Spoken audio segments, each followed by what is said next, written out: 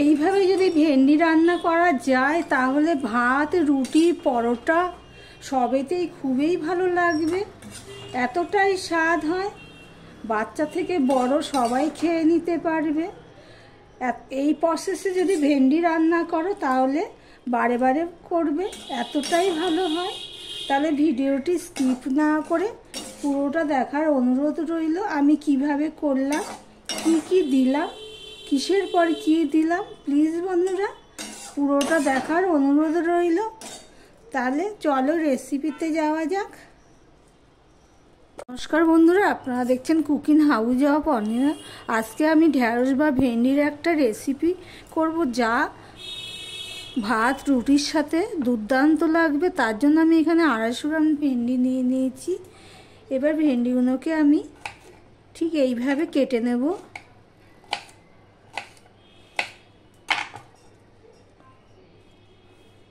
ঠিক এইভাবেই আমি কেটে নেব।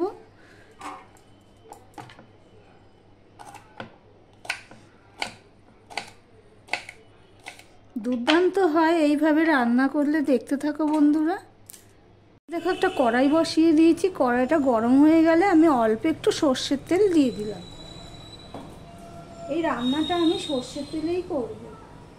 আর এদিকে দেখো ভেন্ডিগুলো সব আমি, ঢ্যাঁড়সগুলো সব আমি এইভাবে কেটে নিয়েছি।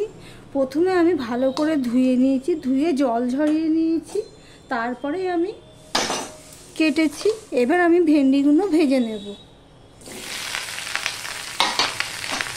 ভেন্ডিগুলো যদি এইভাবে ভাজা যায় তাহলে কিন্তু আর নালচে ভাবটা থাকবে না। আর যারা ভেন্ডি খেতে অপছন্দ করে তারাও খেয়ে নেবে।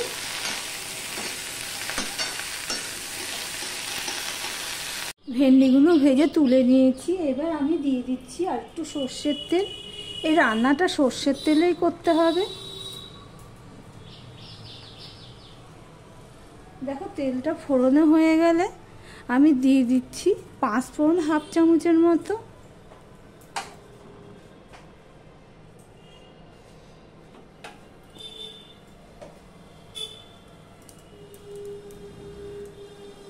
এবার আমি দিয়ে দিচ্ছি পেঁয়াজ বাটা।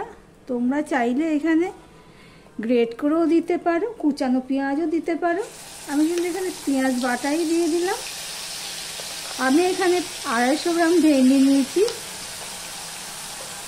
সেই অনুপাতেই আমি পেঁয়াজ বাটাটা দিয়ে দিলাম। সেই অনুপাতেই আমি মশলাগুলো দিয়ে দেব। তোমরা চাইলে এখানে তোমাদের পরিমাণটা বুঝে দেবে। পেঁয়াজটা লাল লাল করে ভেজে নেব। দেখো পেঁয়াজটা লাল লাল হয়ে ভাজা হয়ে গেছে। এবার দিয়ে দিচ্ছি হাফ চামচের মতন আদা পেস্ট দিয়ে দিলাম। আর রসুন দিয়ে দিলাম হাফ চামচের মতন, গ্রেট করা রসুন দিয়ে দিলাম। রসুন আর আদাটা দিয়েও আমি ভালো করে ভেজে নেব। আর তোমাদের একটা কথা তো বলাই হয়নি, ভেন্ডিগুলো ভাজার সময় আমি অফ ক্যামেরাতে একটুখানি নুন দিয়ে দিয়েছিলাম, সামান্য একটু নুন দিয়ে দিয়েছিলাম। আদা রসুন পেঁয়াজ সম্পূর্ণটা ভালো করে ভাজা হয়ে গেছে। এবার আমি দিয়ে দিচ্ছি হাফ চামচ ধনের গুঁড়ো, হাফ চামচ জিরের গুঁড়ো, হাফ চামচ লঙ্কার গুঁড়ো, আর হাফ চামচ দিয়ে দিলাম হলুদের গুঁড়ো। একটুখানি আমি জল দিয়ে দিলাম, দিয়ে দিলাম অল্প একটুখানি নুন। কেননা আমার ওখানে ভেন্ডি ভাজার সময় অফ ক্যামেরাতে আমি নুন দিয়ে দিয়েছিলাম, সেইটার জন্য আমি অল্প নুন দিয়ে দিলাম। এবার মশলাটাকে আমি ভালো করে কষাতে থাকবো। বন্ধুরা মশলার গায়ের থেকে তেল ছাড়তে শুরু করেছে, মশলাটা প্রায় কষানো হয়ে গেছে। এবার আমি নর্মাল টেম্পারেচারে 2 চামচের মতন টক দই আমি ফ্যাটিয়ে রেখেছিলাম, সেটা আমি দিয়ে দিলাম। যেহেতু টক দই দিয়েছি সেই জন্য টকের ব্যালেন্সটার জন্য আমি একটুখানি চিনি দিয়ে দিলাম, সামান্য একটু চিনি দিয়েছি। দিয়ে ভালো করে আমি মিশিয়ে নিয়ে কষাতে থাকবো।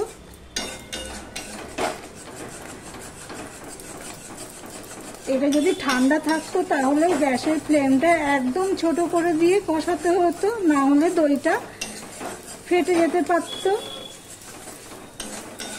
দেখো সম্পূর্ণটা মিশিয়ে নিয়ে কষানো হয়ে গেছে। আমি কাঁচা লঙ্কা দিয়ে দিলাম। কাঁচা লঙ্কাটা দিলে কি হয়, ফ্লেভারটা ভালো আসে। 3টে কাঁচা লঙ্কা দিয়ে দিলাম। এবারে যে ভেজে রাখা ভেন্ডিগুলো সেগুলোও আমি দিয়ে দিলাম। দিয়ে সম্পূর্ণটা মিশিয়ে নিচ্ছি, দেখতেই পাচ্ছ। মিশিয়ে নিয়ে আমি একটুখানি রান্না করতে থাকবো। এইভাবে যদি রান্না করো তাহলে ভাত, রুটি, পরোটা সবেতেই খুব ভালো লাগবে, এতটাই স্বাদ হয়। দেখো সম্পূর্ণটা মিশিয়ে নিয়েছি, নিয়ে আমি একটুখানি রান্না করে নেব বা কষিয়ে নেব।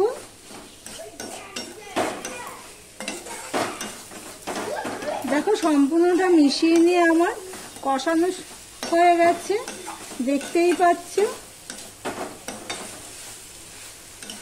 দেখো এমনিতেই কতটাই ভালো লাগছে।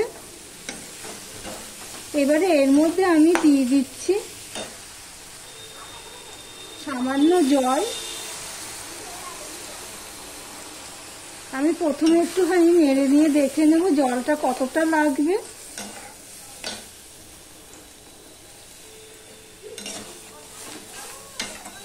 আরও একটু জল লাগবে, কেননা একটুখানি ঝোলের সাথে তো ভেন্ডিটা ফুটে না রান্না করলে ভালো লাগবে না খেতে।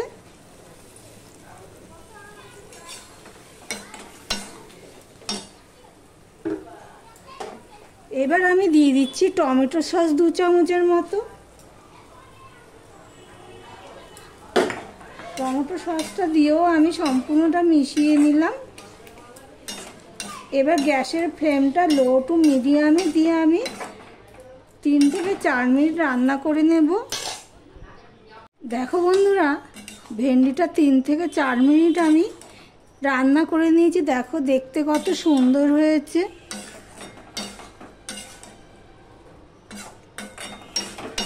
আমি অফ ক্যামেরাতে টেস্ট করে আমি সামান্য একটু নুন দিয়ে দিয়েছি। এবার এর মধ্যে দিয়ে দেব,